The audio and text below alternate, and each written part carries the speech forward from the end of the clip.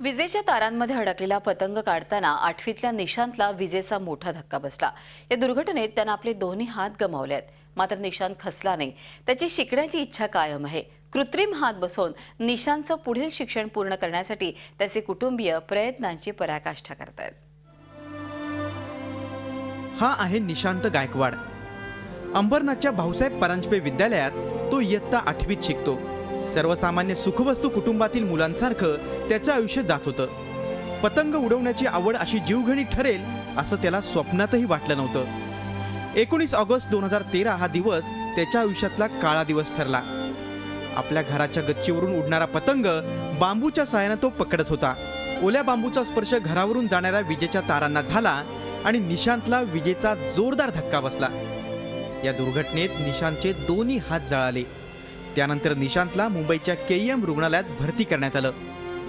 3 महिन्यात निशांतच्या दोन्ही हातांवर डॉक्टरांनी 5 शस्त्रक्रिया केल्या, मात्र त्याचा काहीही उपयोग झाला नाही। शेवटी निशांतचे दोन्ही हात कापायला लागले। मात्र एवढा मोठा धक्का बसूनही निशांत डगमगला नाहीये। त्याला शिकायचंय, त्याला शाळेत जायचंय। एक हातात पॉयझन झाला, मग तो पॉयझन झाला आणि मग तो हात कापायला लागला। त्याच्या 2 दिवसांनी परत दुसऱ्या हातात पॉयझन झाला आणि तो पण हात कटिंग करायला लागला। मग ते दररोज बँडेज वगैरे करायचे।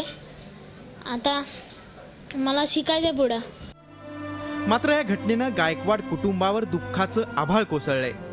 डॉक्टरांनी निशांतला जापनीज तंत्रज्ञानाचे कृत्रिम हात बसवण्यासाठी 10 ते 12 लाखांचा खर्च सांगितलाय। कृत्रिम हातांमुळे निशांत त्याच्या हाताचा 40% वापर करू शकतो आणि स्वतःच्या पायावर उभा राहू शकतो। आपल्या मुलाला हे हात बसवून त्याचं पुढील शिक्षण पूर्ण करण्यासाठी त्याचे कुटुंबीय प्रयत्नांची पराकाष्ठा करतायत। 10 ते 12 लाखापर्यंत खर्च आहे त्याचा आणि ते मदत आम्हाला कुठून ना कुठून भेटली पाहिजे यासाठी आम्ही प्रयत्न करतो आणि त्याला बी शाळेत जायची इच्छा आहे, म्हणून आम्ही त्याला शाळेत टाकणार। आतापर्यंत निशांतच्या उपचारांसाठी 3 लाख रुपयांचा खर्च झालाय।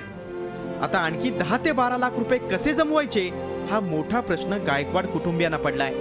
चांगल्या कामांसाठी आजही मदतीचे अनेक हात पुढे येत असतात। निशांतला अशीच मदत मिळेल आणि त्याच्या हातांना बळ मिळेल अशी आशा करूया।